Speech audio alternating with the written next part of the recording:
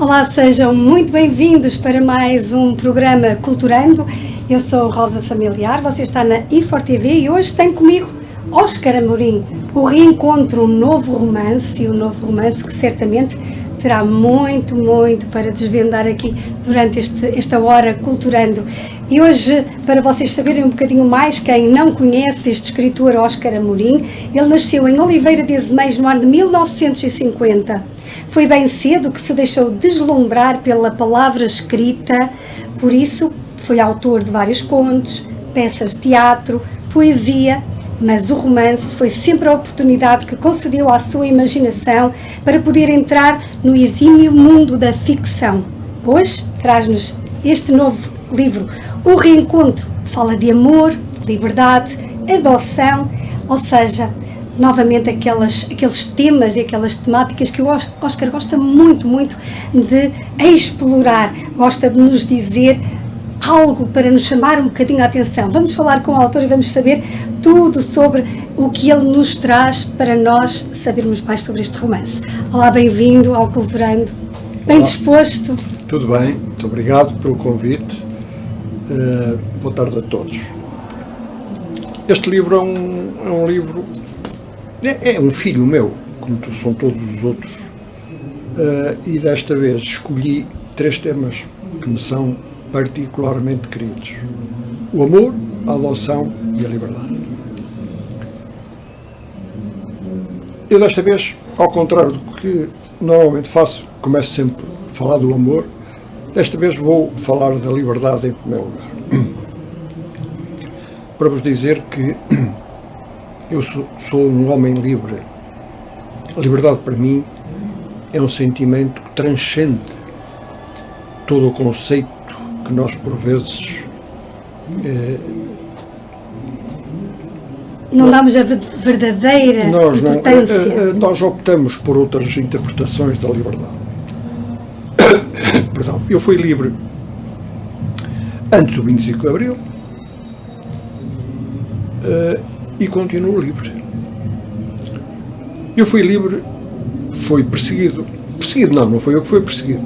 O Padre Fanhais um dia levei-o ao Oliveira de Azeméis para a festa dos finalistas.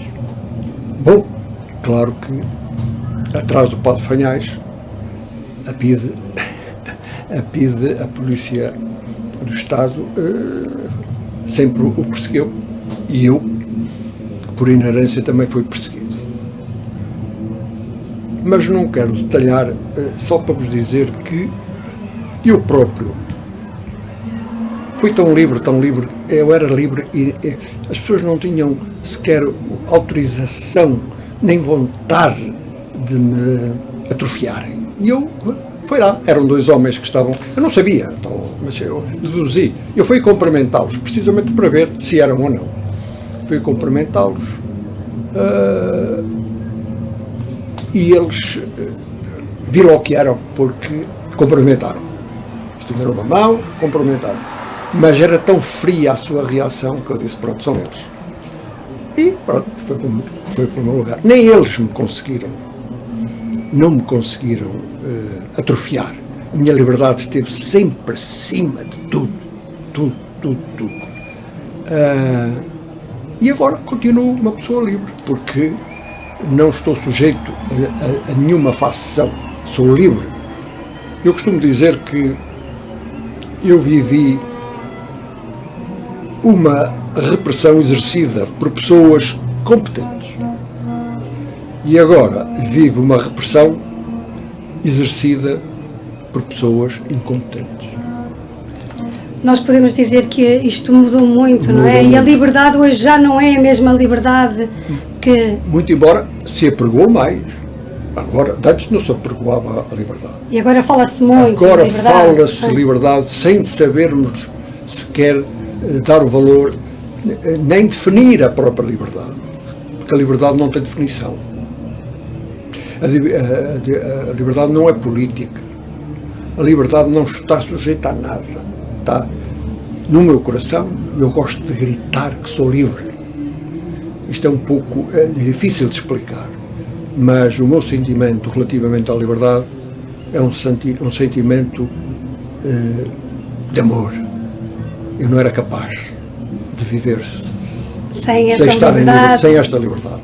Não consegui. Porque há muitas pessoas que são reféns de organizações, de políticas, e não sei quantos, e tal. E eu nunca fui, nem quero ser, eu sou livre e quero ser sempre livre. E depois ainda falar aqui também, para além da liberdade, do amor, que está sempre em todos os livros. Está todos os livros. O amor, e neste caso há um tema novo que é a adoção. Mas eu continuava com a liberdade, porque, se me permite, eu vou ler aqui um texto. Com certeza. Acho que é de uma personagem que eu estimo muito, que é a Laura. A Laura esteve presa porque foi vítima de... Não é aqui, mas anteriormente tinha estado na prisão porque cometeu um erro, um suicídio. O marido, ela era sujeita à violência doméstica todos os dias, e houve um dia que estava na cozinha e não teve paciência, não é? E então é claro que ela é que foi castigada e não eu. E então ela pôs sempre em causa a sua própria liberdade. O romper da aurora aconteceu apenas às 11h45. Os olhos e o cérebro de Laura permaneceram fechados e vazios durante uma noite que acabara tarde. Sozinha na cama, olhou para a janela e para o relógio simultaneamente. Esticou o braço e pegou o telemóvel. Foi às mensagens e a página estava em branco, tão seca como o seu espírito. Não ficou triste nem feliz. Ficou, como de costume, resignada a uma missão que teria de cumprir por ordem do universo. Era assim que teria de ser. Foi sempre assim que pensou desde que lhe tiraram a liberdade de ser mulher e ser humano. Sentia-se cansada, pois a noite foi de prolongado sofrimento, como teriam já sido muitas outras, quando tinha de ficar sem corpo. E a alma não era capaz sozinha de gerir toda a sua estrutura humana. Um dos olhos não chegou a abrir bem, e o outro sim, conseguiu ver as horas, mas não o tempo que fazia lá fora. Não conseguia distinguir as flautas, os clarinetes, os fagotes, as trompas, a harpa, instrumentos que estava habituado a ouvir e a deliciar-se com eles. Estou a referir-me ao tempo que estava lá fora. Mas havia um em particular que, com os seus batimentos, piano, conseguiu despertar-lhe o cérebro e perceber que, por fim, a harmonia daquela orquestra, com um maestro que pensava conhecer, era tudo o que a sua mente precisava para tranquilamente passar do sonho à realidade. Só se apercebeu quando se levantou. Foi à janela e ouviu novamente a afinação de uma orquestra de Viena da Áustria. Como a chuva caía em abundância e o frio, que ela não via nem sentia, seria certamente uma evidência, resolveu alinhar a roupa da cama, ou seja, esticar os lençóis e o cobertor.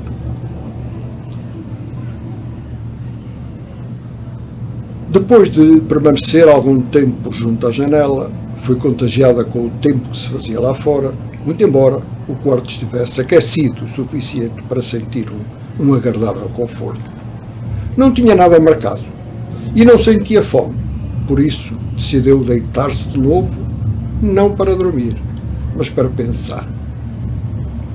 Foi o sítio que resolvera escolher para comemorar mais um dia em liberdade. Foi neste mesmo dia de um ano bissexto que ouviu os grandes portões de uma prisão abrirem-se para lhe devolver a liberdade. Será que a devolveram? Pensava. Foi uma frase que sempre lhe martelou o cérebro como um martelo em pedra dura. tinha acabado de cumprir uma pena de prisão por homicídio, por estar farta de ser vítima de violência doméstica. A sua mente debitava um período da sua vida que não queria recordar, mas ela não lhe permitiu tamanha veleidade, particularmente nesse dia 29 de fevereiro, como acontecera 12 anos atrás. A suposta liberdade transformou-se numas pesadas correntes que a mantinham acorrentada e sem forças para delas se libertar. O António, o Rui, o Miguel, o Artur, o Alexandre e o Ricardo eram os elos da pesada corrente que se mantinha sufocada e incapaz de chamar a liberdade à sua vida. Eram eles que suportavam os seus luxos, alimentavam o seu corpo, libertavam-no da solidão, mas o preço que pagava era tão alto que por vezes achava-se incapaz de suportar as despesas a que estava sujeita pela exigência desses 6 monstros, como gostava de os chamar. A escala que criara satisfazia cada um deles, e a ela deixava-lhe algum tempo livre para viver consigo própria. Tudo se cumpria à risca. Foi assim que estes 6 homens, com família, se habituaram a cumprir. Hoje eram desses dias livres, como constava na sua agenda. Já cansada de pensar, pegou num livro que tinha sempre à cabeceira e começou a ler. Interrompeu a leitura e mastigou as palavras como costumava fazer quando pegava num qualquer livro de poesia. Gostava de ir lá de vez em quando, como gostava de dizer.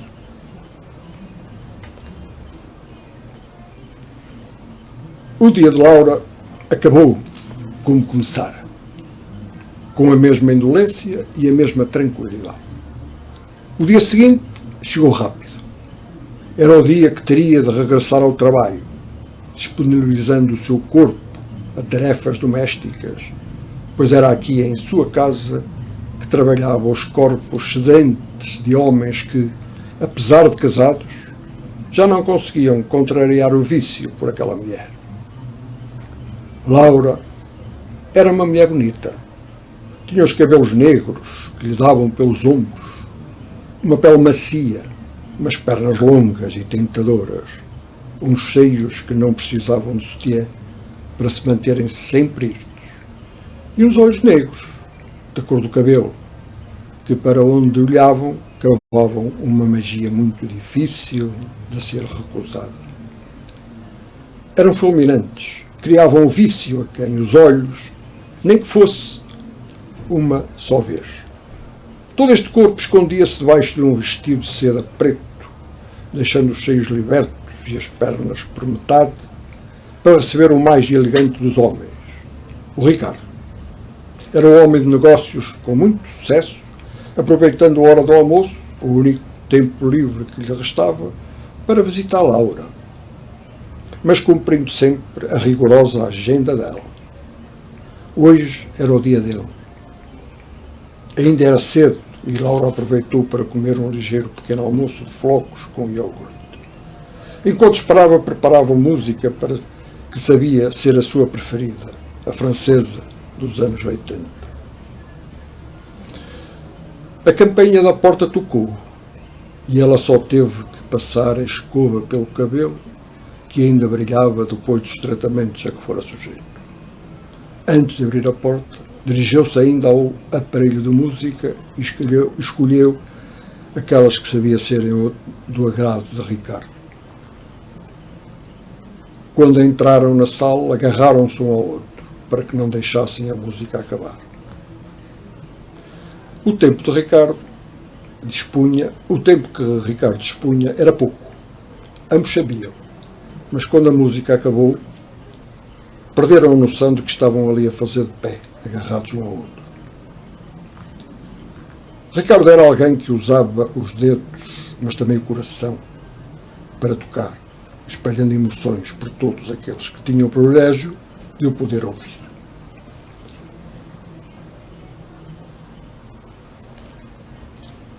Quer ficar por aí?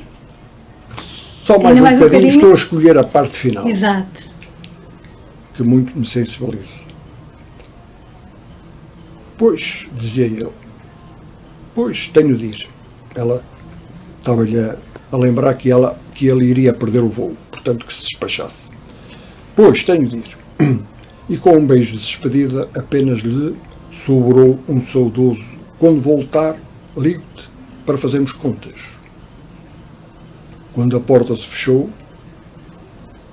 Laura encostou-se a ela e pensou friamente: amanhã será outro, e depois outro, e ainda outro. Era apenas uma questão de consultar a gente. Aí está. Um excelente excerto para podermos conversar e para refletir, até porque este reencontro que fala de amor, liberdade e também adoção, que já lá vamos, e começamos aqui pela Laura, uma mulher lindíssima, cuja liberdade foi imposta pelo infortúnio, não é? A própria Beatriz com a sua intensidade. Há aqui um enredo muito interessante. E eu perguntava, no mundo que ainda tenta rotular tudo, quis mostrar que, no fundo, até mesmo não só com a Laura, mas também com a Beatriz, que o amor é, na verdade, indefinível. E como aconteceu com a Laura, uma mulher lindíssima, como disse há pouco, a própria intensidade que ela tem, o que é que se pode sentir? Que textura na escrita é que se pode sentir? O que é importante ler primeiro quando nós falamos de situações que não são assim tão ditas normais no dia a dia das mulheres, principalmente porque falamos de uma mulher e de muitos homens? O amor. E aqui entra a tal liberdade. A liberdade. A liberdade está em tudo. A liberdade está no livro todo. Eu li um pequeno excerto, mas todo o livro, a liberdade está presente, como o amor, como a adoção. O amor, eu achei que... Porque ela é livre de fazer aquilo que ela entender. Ela estava completamente livre.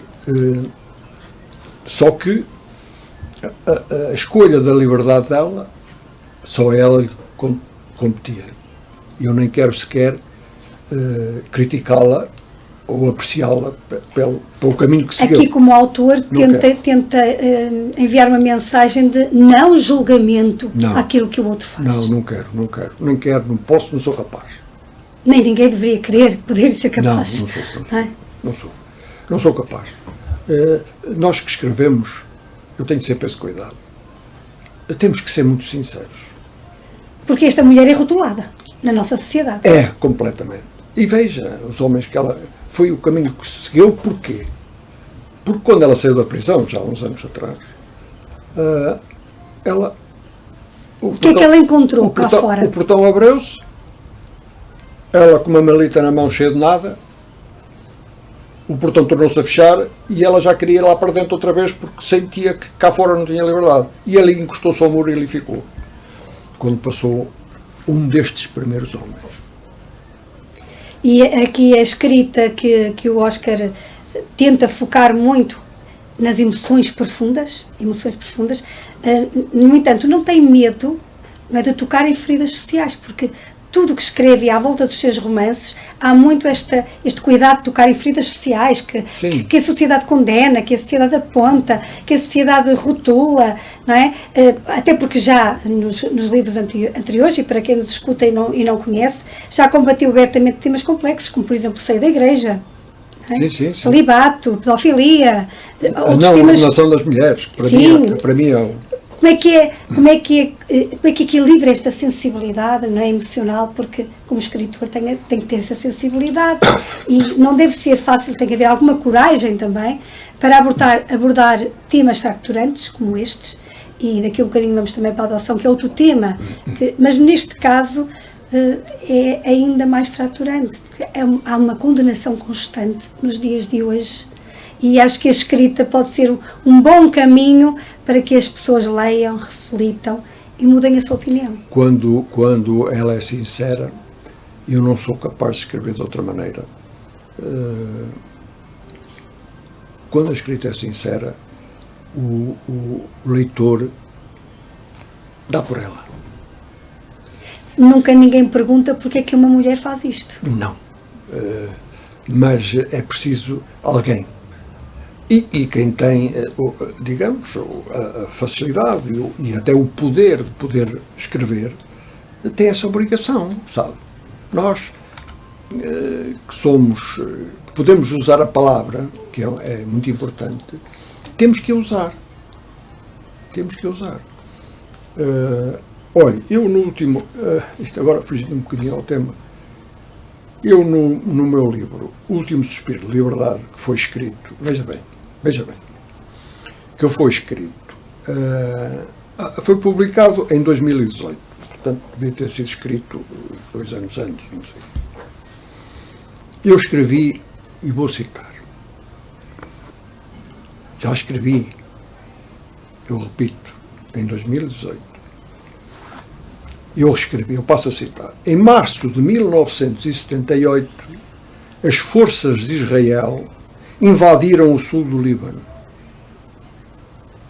Avançaram para o rio Litâmia com a intenção de destruírem no país as bases da OLP, Organização de Libertação da Palestina. O que é que está acontecendo neste momento? Exatamente. Está a ver quando se escreve com a verdade. Isto não é quase como eu diria cíclico, está sempre a acontecer, e não conseguimos fugir disto.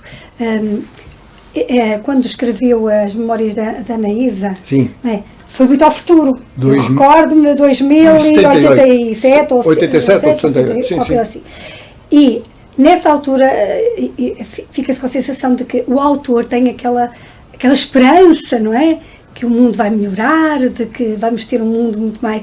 Mas não é o que está a acontecer. Como é que o escritor se sente ao escrever um futuro, não é? Considera-se, no fundo, otimista. Isto vai melhorar, vamos ter uma humanidade com mais consciência. Mas nós era o futuro que eu idealizava quando Mas nós estamos a ver que as pessoas precisam de ler essa Anaísa.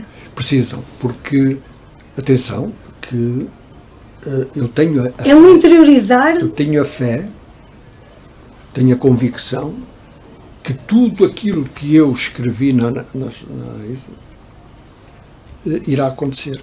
Ainda agora, há 15 dias, estive num sítio onde, nas memórias da Anaísa, tudo aconteceu.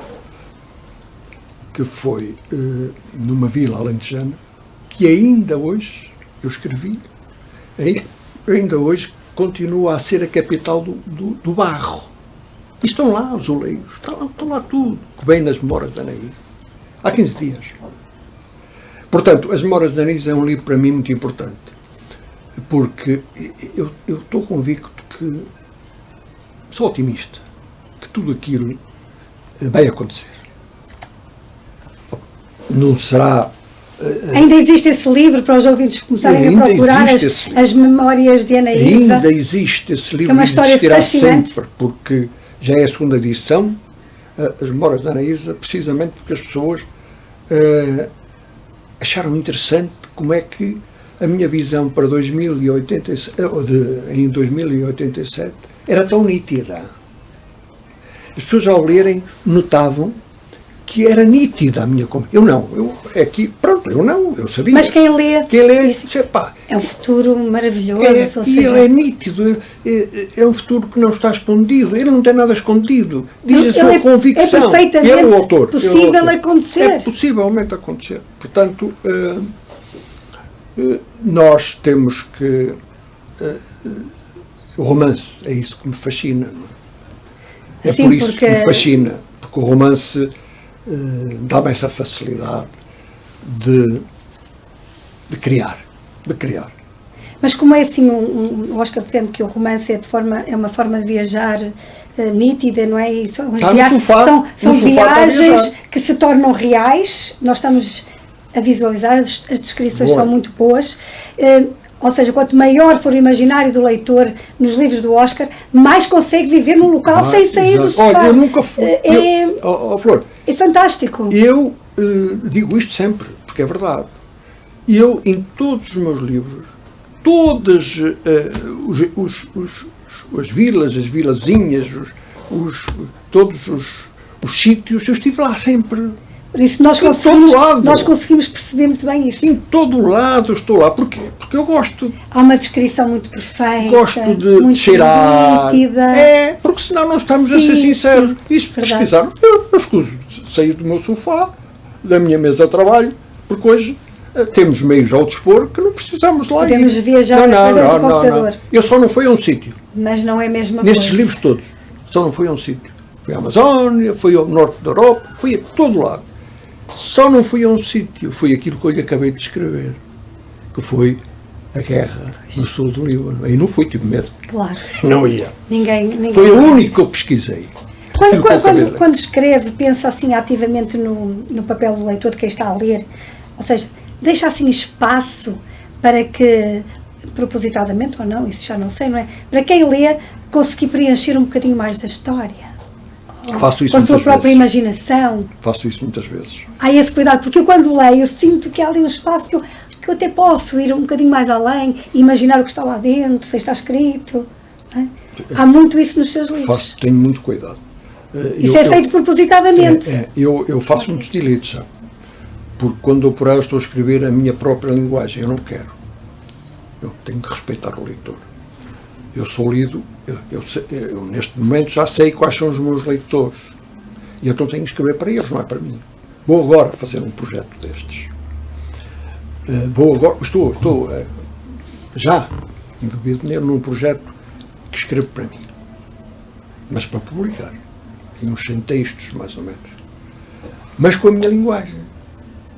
Sim, porque nota-se de facto que esta linguagem é cuidada para o leitor poder ter ali uma abertura. Muito cuidado. E isso sente-se. Muito cuidado. São romances excepcionais. Eu tenho que criar não só isso, mas o que dá bastante trabalho, e desta vez eu fui ultrapassado. Sabe que eu, desta vez, fui ultrapassado pela narrativa. A narrativa ultrapassou-me. E eu fiquei muito preocupado. Porque é complexa. Há muitas personagens, há muitos espaços de tempo, há muitos locais. Há analepses, vai-se atrás, vai-se à frente, há esse tipo de... Há muitos, exatamente. Uns anos antes, uns anos depois. E, portanto, a narrativa ultrapassou-me. E eu, preocupado, não arranjava solução. E telefonei ao meu editor. Preocupado. E disse ao Jorge, está-me a acontecer isto assim. Estou a ser ultrapassado pela narrativa. E eu não sei como sei disto. E ele começou-se a rir. Mas isso é ótimo. Olha que nem qualquer um consegue. Isso ser ultrapassado pela narrativa é ótimo. Eu fiquei com aquilo no ouvido. Afinal, e comecei a pensar. Afinal, se calhar é. Pois isto é tão complexo que eu fui ultrapassado. Pois não admira. Perdi um bocado mais de tempo. Tive que ir atrás. Estamos a falar no reencontro. E corrigir certas situações porque realmente e tomei conta novamente da narrativa e pronto, e encantou-me. Eu sou o primeiro admirador deste livro, gosto muito dele porque, olha, o amor, agora entrando no amor. Sim, até porque temos aqui 3 temas, já estamos aqui a falar um bocadinho da liberdade e com este grande excerto da Laura que retrata muito bem essa liberdade. Cada um é livre de fazer o que bem entende, mas o amor está em todos os livros. Está em todos. Mas eu, por isso mesmo, eu já ouvi tantas definições de amor, milhares de definições de amor. Todos cantam o amor, desde Luís de Camões. Sim, Vejam os milhões de pessoas que cantam o amor. Verdade. E eu senti-me assim, mas eu quero falar do amor, mas já não sei como é que é de falar. Eu não posso falar. Toda a gente canta o amor. Como é que eu vou fazer? E então escolhi. Pensei, tornei a pensar, não, vou falar do amor de uma maneira diferente. Escolheu um excerto com o amor? Um amor sem limites, sem fronteiras, desalojado de pudor e transversal aos caprichos do universo. É na capa está na capa do Está livro. na capa do livro. Está na capa do livro. Foi isso que eu e sabe que eu arranjei 3 personagens, tenho 3 personagens que gosto muito, entre elas, entre muitas, que me ajudaram a definir o amor. E é muito giro, porque nesta definição consegue colocar aqui o amor e a liberdade bem Tudo abraçados. junto, tudo junto. Bem abraçados. 2 mulheres e um homem. Veja mesmo. Veja bem. Vocês vão encontrar neste livro uma vida fantástica de 2 mulheres e um homem que se amam todos. A profundidade do amor. Foi a única forma que eu encontrei para falar do amor e aprofundá-lo, tanto quanto ele merece. Já foi cantado tantas vezes. Pois, só por isso já vale a pena ler este livro. A relação entre os 3 é uma relação de amor fantástica. Falamos aqui da Beatriz, do Martim e da Madalena, correto? Falamos, os pilares desta narrativa são a Beatriz, Que ama o Martim, ama o Martim, mas também ama a Madalena. Mas também ama a Madalena. Que bonito, pá. Ou seja, quebrando aqui barreiras bonito. de género, Que bonito. de convenções, não é? No mundo que O nos amor não tem convenção. neste mundo ainda tão rotulado, não é? Nós temos que o amor quebrar isto. O amor não pode O ter amor retenções. é para tudo e para todos. Para tudo e para todos. É isso que perfeito. foi a forma que eu encontrei. Fiquei triste no fim do livro. Revoltado. Mas a Beatriz, a Madalena e o Martim são as tais personagens que falou. Rafael e Adriana. Mas mais tarde surge-me uma personagem que eu detestei e que ainda não consigo libertar-me da sua personalidade, dessa personagem. Eu fiz teatro. E muitas das vezes nós tínhamos que deixar a nossa personalidade Nós agora vamos entrar aí um bocadinho já na temática da atuação. para encarnarmos uma personagem. Eu tenho essa prática e aqui não consegui. Orlando foi uma coisa horrível. Comprou tudo e todos. Ele consegue comprar, veja-me a personalidade deste homem. Estamos a entrar na relação, sim. Vamos entrar na relação. Eu tenho que fazer aqui alguns saltos porque este capítulo é muito longo. O hospital clandestino funcionava no interior de uma quinta rodeada de muros altos e tal, por aí fora. Era um hospital clandestino, mas com muito luxo.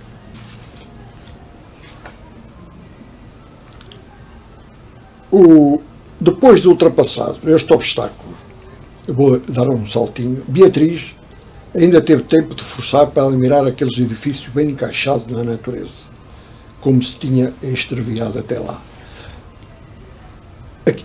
Houve aqui uma teimosia. Eu digo teimosia porque foi realmente muito doloroso, tanto para a Beatriz como para Martim. A Beatriz não queria ter filhos. Ponto. Não queria. Uma opção, liberdade? Liberdade, opção. O Martim era completamente ao contrário. E viveram isto muitos anos, sabe? Até que Aparece aí a Adriana, não é? aparece a Adriana. Eu ainda não li o livro todo, mas é tão interessante. Mas quem os ajudou a resolver este problema, mais uma vez, foi a Madalena. Está a ver? Se não fosse a Madalena, eles não resolviam este problema. E então, convenceu a Beatriz a fazer adoção. A voltar. Tive a oportunidade de visitar uma instituição.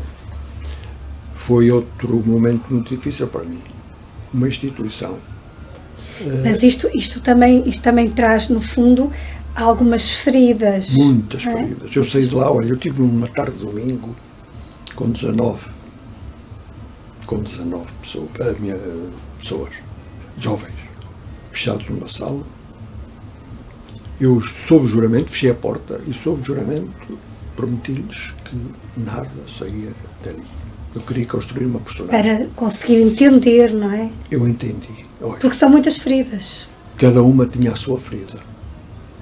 Uma por isto, outra por aquilo. Eu estive ali uma tarde domingo até ao fim, a ouvi-las. Isso ajudou-me imenso. Eu já lhes ofereci o livro e disse-lhes, elas já sabiam, a personagem que eu criei, que vos prometi criar naquela tarde, de domingo, está aí no livro. Eles agora vão se identificar. Vão identificar-se. Não disse mais nada. Vão Claro, se eles identificam. Vão dizer. Mas, no anonimato, só elas é que percebem, não é? Claro, claro. Só elas é que vão perceber. Tem que ser mesmo. Quem lê, não. Portanto, a adoção é uma coisa muito difícil. Eu não quis entrar na parte jurídica, porque isso não é problema meu. Eu quis entrar na parte emocional, que é mais da opção. importante. É a cura de feridas. Quem sabe este livro não pode curar muitas feridas dessas pessoas. É muito doloroso. Quando a gente vive, eu repito, quando nós vivemos coisas verdadeiras. Porque a ficção, que eu adoro, permite a realidade. Mas a realidade não permite a ficção. E isso num livro, veja a isso grandeza, num livro tem uma profundidade muito grande. A grandeza da Muito ficção, grande. que é o meu primeiro amor. Por razões que já citei várias vezes, porque gosto de criar. E trouxe-nos certamente um excertozinho também sobre esta temática da adoção. Trouxe. Sim, era isto que eu estava a dizer. Quer ler mais um bocadinho? Só que é realmente muito grande. Eu estava aqui a procurar. Para nós termos tempo para mais, não é? Mas ainda temos, ainda conseguimos ler um bocadinho. E seria interessante aguçar um bocadinho o apetite aos nossos ouvintes para terem interesse neste livro. Pode ser só uma meia página. Pois, era isso que eu estava, porque é longo. Porque é de facto um tema muito, muito interessante, não é? A adoção, e ela está descrita, aliás, na sinopse deste livro, fala um bocadinho sobre isso. Fala. O recurso ao mistério, de um corpo incompleto, não é? É um corpo incompleto. Porque no fundo é isso mesmo, não é? Personificado através destas personagens, no Rafael e na Adriana, não é? Que são personagens que, através de um equívoco da história recente, vão aqui enredar aquilo que o Oscar fez muito bem e é muito interessante. Esta personagem que eu odeio, que o Jorge Orlando, veja o que ele foi capaz de fazer. Era um homem perigoso, que fazia do jogo um vício permanente, de acumular dívidas sobre dívidas, começando a sentir-se ameaçado pelos credores, homens igualmente perigosos. Não teve alternativa senão vender uns gêmeos por uma considerável quantia em dinheiro, suficiente para liquidar quase toda a dívida e, por consequência, livrar-se dos seus permanentes problemas.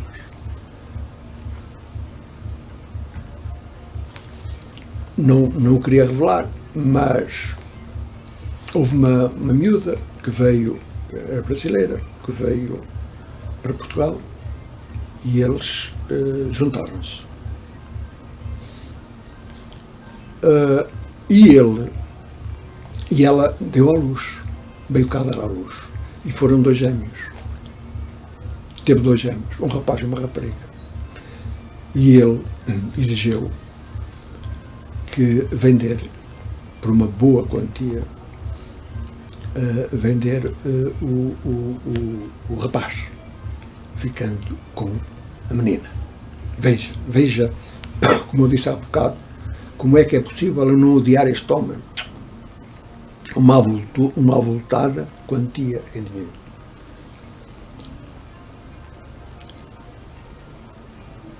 E isto existe na realidade, não é? Nós estamos aqui a falar de coisas que não são só ficção, elas existem, a venda de crianças. A sua companheira, uma ainda adolescente de maturidade incompleta, foi coagida a aceitar este plano maquiavélico do Orlando, mas na condição de ficar com um dos gêmeos, ela impôs. Neste caso, com a menina, já que o outro era um rapaz. Nada disso foi surpresa para nenhum dos intervenientes neste processo, porque o plano tinha já sido urdido há algum tempo com a conivência de todos. Os pais biológicos comprometeram-se, depois de receber a quantia combinada, que nunca mais virem a exercer qualquer direito sobre a criança.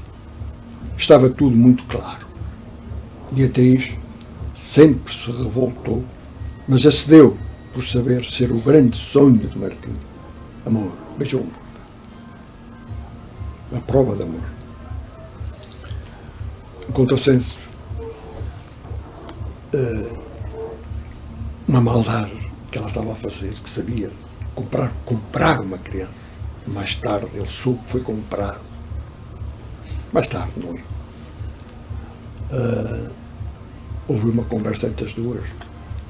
Mais uma ferida. Mais uma ferida para o miúdo. Ele soube que foi comprado, foi adotado, foi comprado. E eu vinculo muito o comprado. Porque foi comprado. Não tenho outra maneira de dizer. E existe na realidade. É comprado, foi comprado. Tantas crianças compradas. E estava tudo, exatamente, estava tudo muito claro. Beatriz sempre resolveu, mas acedeu por saber o grande sonho de Martim. Impressionante esta prova de amor a Martim. Foi contra todos os seus princípios, porque sabia que Martim andava há muitos anos a querer ter filhos. Ela na cadeira de rodas, ou antes, ele já andava numa cadeira de rodas, esboçava um sorriso de esperança no futuro que começaria ali. Que bonito. Martim ficou, sabia que ia começar ali um futuro. Olhava para todos os que o acompanhavam e distribuía esse sorriso contagiante, incluindo Orlando, não se ficando a saber se o estava a influenciar por compaixão ou avidez. É uma mas prova, isto é assim, é uma prova bem para uns, mas muito mal para outros. Uma coisa horrível. Comprar uma criança. E aqui estão duas vertentes. Vinculo muito, e as pessoas, quando lerem o livro, vão dar por ela, porque está à superfície. Está à superfície. O sacrifício que, durante muitos anos, que Beatriz fez para combater o grande sonho de Martim. Para ela era um sacrifício, não queria, ponto. Tinha todo o direito. E teve que ser a Madalena. Porque eu disse há pouco, o amor não tem limites. Foi a Madalena que conseguiu convencer a Beatriz. E só havia uma hipótese. Depois arranjaram uma outra pessoa, que era colega do Martim, e arranjaram esse tal hospital clandestino. E tudo se resolveu. Essa criança nasceu num seio familiar muito grande. Tinha 2 pais. Martim tinha 2 pais. Era a Madalena e a Beatriz. E viveu assim feliz da vida. E acabou por ser uma criança muito feliz, e é muito notória essa felicidade no terço final do livro. Impressionante. O que foi aquele miúdo? Porque existe o amor. O que foi aquele miúdo? Foi umas Olimpíadas, posso abrir mais um bocadinho, matemática, e ganhou, foi aqui em Huelva, no sul de Espanha, e ganhou o primeiro prémio, que eram 3.000 euros. E ele guardou esses 3.000 euros religiosamente para arranjar o reencontro entre todos, para destruir o Orlando. E conseguiu destruí-lo com esses 3.000 euros que ele tinha ganho nas Olimpíadas de Matemática. Era uma pessoa, tornou-se uma pessoa fantástica. É muito interessante porque, e o Oscar faz muito isso, faz uma ligação muito, muito forte às personagens, não é? Já nos outros livros sempre conversamos, não mudou nada, as personagens são as minhas. São vivências muito profundas. São os meus melhores amigos. E como a Beatriz, a Laura, o Rafael, a Adriana, aqui temos muitas personagens neste reencontro, há mais personagens. Um livro com muitas personagens. Como é que é o dia em que o Oscar resolve escrever a palavra Sim. Olha, eu prolonguei esse dia. Eu estava tão bem. Foi difícil. Não, prolonguei propositadamente. Nunca me aconteceu. Olha, uma coisa... Era para ser fim, mas não. Não, Isto ainda vai dar mais qualquer coisa. Não, eu prolonguei porque estava tão bem. Estava tão feliz com a história, com as minhas personagens, com todo esta liberdade, com toda esta adoção, com todo este amor, que, olha, propositadamente, eu sublinho, propositadamente, eu fui prolongando o fim. Eu estava bem, porque é que eu havia de acabar? Porque eu vivo, não pesquiso, eu vivo. E então estava bem com as minhas personagens. E andei ali a fazer o que fazia, e tal, até que chegou ao fim. Tinha que acontecer o fim, não é? E aconteceu. Pronto. Mas olha, digo uma coisa, foi o livro que mais me custou chegar ao fim. Eu ponho sempre a palavra fim. E quando ponho fim, acabou. Porque senão nunca mais acaba o livro. Nós começamos a emendar isto, a emendar aquilo. Quando ponho fim, acabou. E eu andei ali nas teclas no computador a escrever o F, mas não, ainda não. Ainda não é. Até que, por fim, tive que escrever. Este livro demorou muito tempo a escrever? Sim, demorou um pouco mais. Eu costumo normalmente escrever um romance, ano e meio. Este demorou 2 anos e qualquer coisa. Porque foi muito complexo. Quantos livros é que já tem? São 9 romances. 9 romances. E tenho um livro de poesia. E tenho um livro de poesia, são 10. Não, são 10 livros. Um livro de poesia. Consegue lembrar-se é muito giro. de quando é que foi o momento que começou a escrever? Perfeitamente. Perfeitamente. Olha, foi em Alpedrinha. Está a ver? Alpedrinha é uma vila extraordinária. Que fica ali a 10 km de Fundão, mais ou menos. Foi aí que eu comecei. Há muitos anos que depois eu tive que, por motivos profissionais, interromper a escrita. Bastante tempo. Mas foi em Alpedrinha que nasceu o... Agora não me lembro do nome. O meu primeiro livro, que é... Pronto, não me lembro agora o nome. Falhou também, não é assim Falhou. tão Pronto, importante, é o primeiro, até porque hoje já escreveu contos, poesia, teatro. A violação. Pronto, a violação. Foi aí que nasceu em Alpedrinha. E sabe como é que nasceu? Foi lá, com um casal amigo, e não resisti.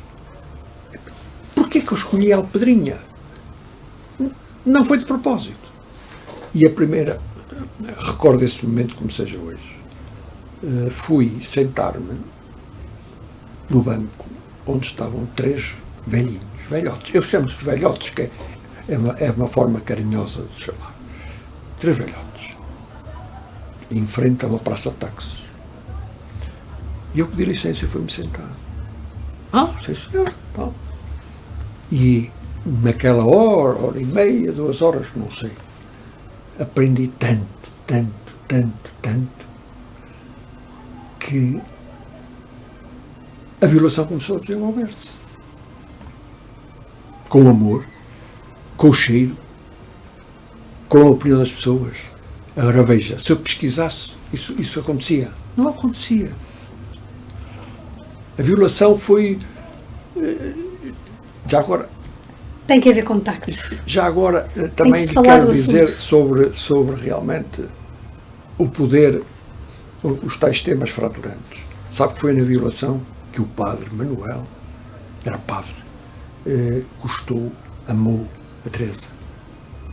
Mas era um amor incondicional. Ele amava o sacerdócio, mas também amava a Teresa. E sabe que eles depois, no livro seguinte, conseguiram fazer as 2 coisas.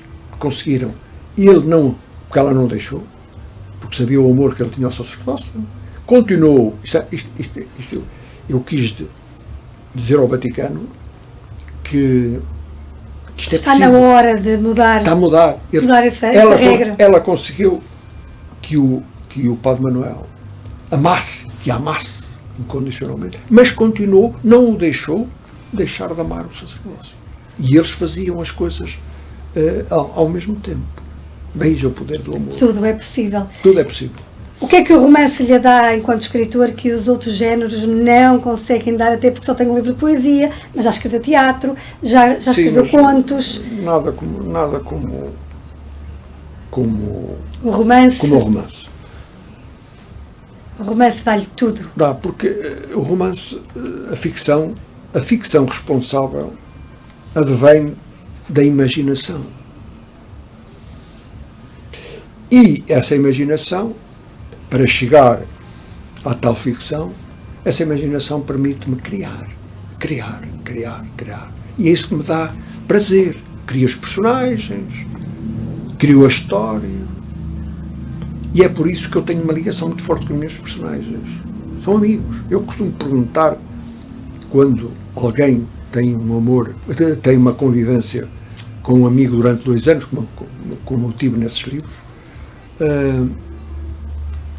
se não o considera o melhor amigo. Durante 2 anos a conviver ali todas as noites.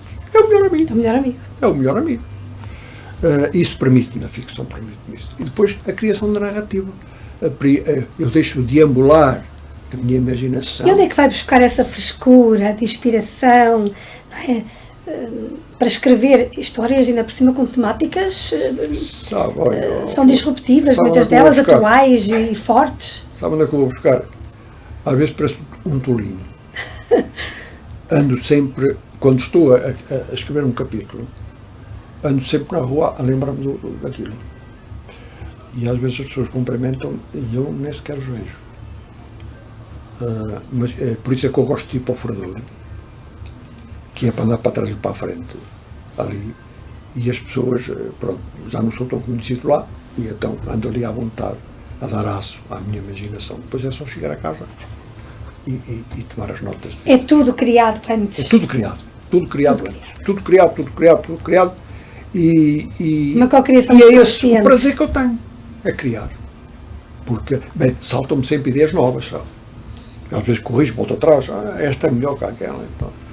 E capítulo a capítulo. E qual género literário que me permite mais do que isto? É o romance, sem dúvida. O Oscar é um romancista, é um romancista. E aqui o Reencontro, este livro, não é? Que temos aqui, este romance, não é? Acabou de chegar agora aos leitores, é muito recente. É. Mas será que o Oscar já tem novas personagens a ganhar vida? Já conseguiu desligar um bocadinho destas? Não, nunca me desligo. Porque a ligação é tanta que tem uma lista de personagens dos livros todos, é uma família gigante já. Acabei de dizer. Comentaram o primeiro livro, A Violação. Portanto, alguma vez o Padre Manuel e a Teresa já fazem parte da família. Claro, são minha família, são os meus melhores amigos, porque a nossa convivência é durante muitos anos. Mas já está a criar novas personagens para um novo projeto?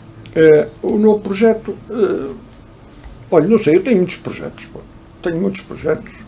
Mas não sei qual... Vão surgir... Qual é o que vai sair primeiro? Não, se calhar é simultâneo. Sabe que eu adoro teatro. E então estou a fazer uma coisa... Até porque já escreveu para teatro. Já. Mas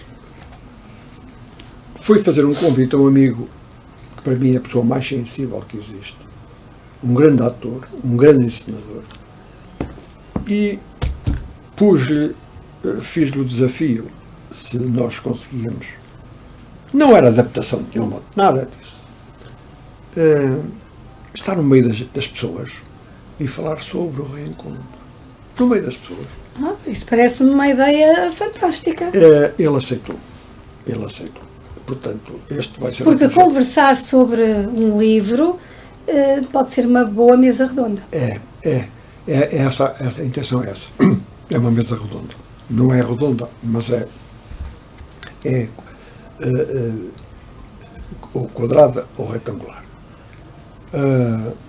Eu queria falar um projeto. Eu queria falar nisto com as pessoas, em cima das pessoas, e as pessoas falarem. Levar a história às pessoas. Aquilo que nós falamos agora, eu estar a ler, depois de ler o livro, e eu explicar-lhes realmente esses tais desgostos que eu tive, essas alegrias que eu tive no livro.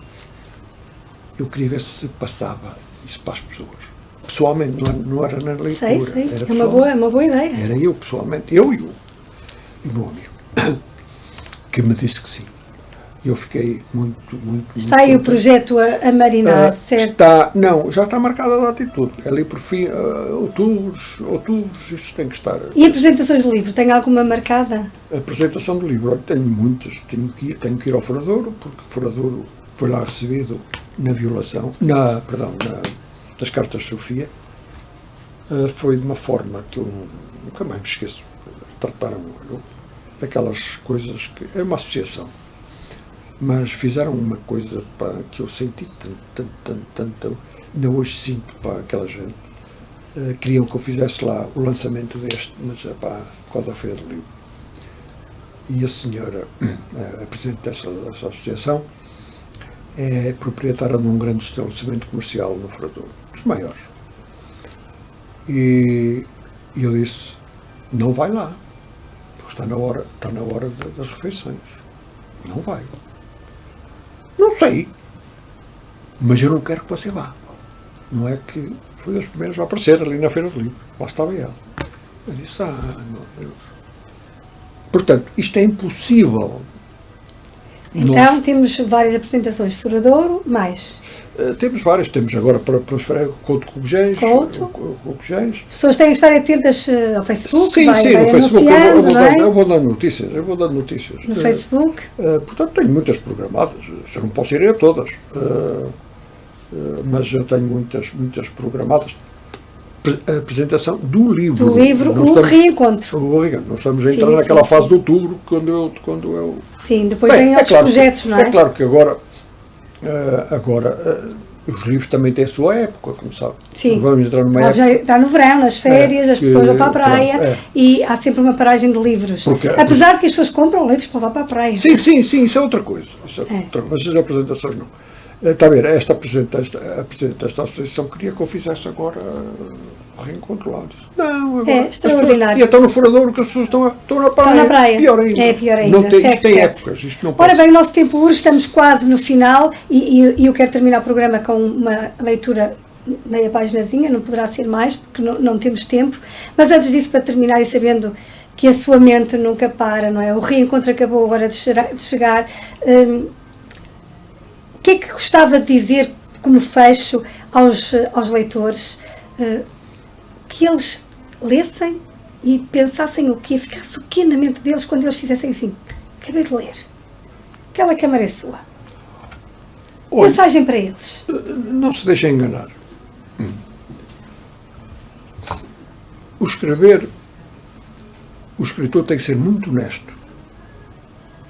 E quando não é honesto, as pessoas acabam por dar por ela. Mas eu, como escritor, se o fizesse, sentia-me extremamente mal. Portanto, como devem calcular, eu leio mais do que aquilo que escrevo, como todos, não é? Todos que escrevem leem muito mais. E eu encontro livros conceituados que não são verdadeiros. A história não é verdadeira. A história é criada no seio de um artifício de literatura, de escrita. Eu não queria. É um apelo que é forte. Não se deixem enganar. Baseiem-se nos sentimentos do autor, do escritor. E a partir dos sentimentos do escritor, vocês leiam e sintam-se bem ou mal, mas tenham sempre em mente que é muito fácil enganar, entre aspas, o leitor. Eu nunca o faço. Nunca o farei. Se tiver que o fazer, eu deixarei de escrever. Portanto, a sinceridade, a transparência de um livro, de um autor, é o consolo, a alegria de quem o lê. Por isso é que as pessoas me dizem, eu fico todo contente, os feedbacks. Eu não consegui parar de ler. Tive que ler até ao fim. Não é neste livro, nos outros. Em todos.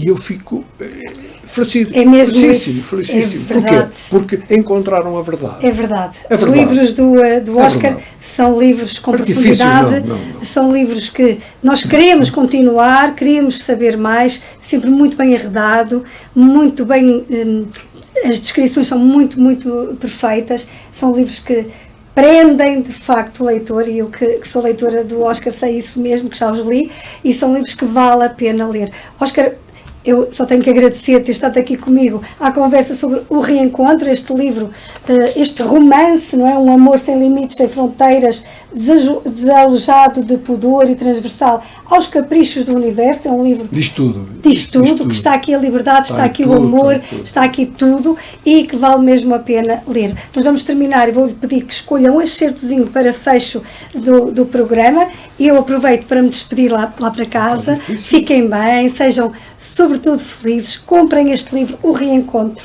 O Reencontro de Oscar Amorim, procurem por ele nas redes sociais, estejam atentos e levem este livro para a praia, porque agora é um excelente tempo para nós podermos ler, porque vamos entrar de férias, e nada melhor do que um bom romance com temáticas atuais que nos levam a refletir e a pensar. E agora despeço-me até para a próxima semana, e fiquem com o Oscar que vai ler um excerto e vai se despedir de vocês.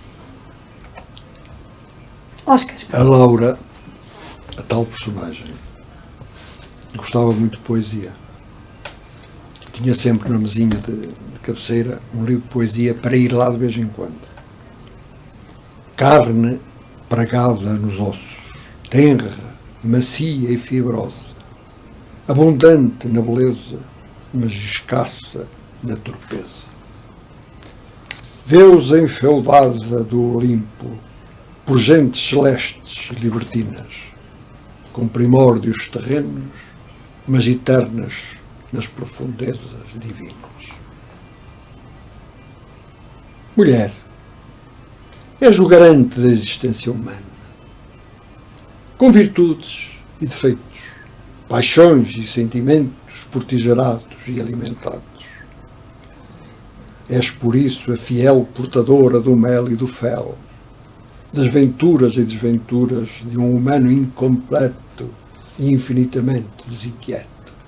Ela era dos poemas que ela lia, porque ela lia as entrelinhas, demorava mais tempo, porque ela gostava de ler as entrelinhas, o espaço entre um texto e outro. Ela lia muito nas entrelinhas e demorava muito tempo. Muito obrigada, Oscar. Muito sucesso e até uma próxima oportunidade para conversarmos sobre livros. Eu agradeço. Obrigada.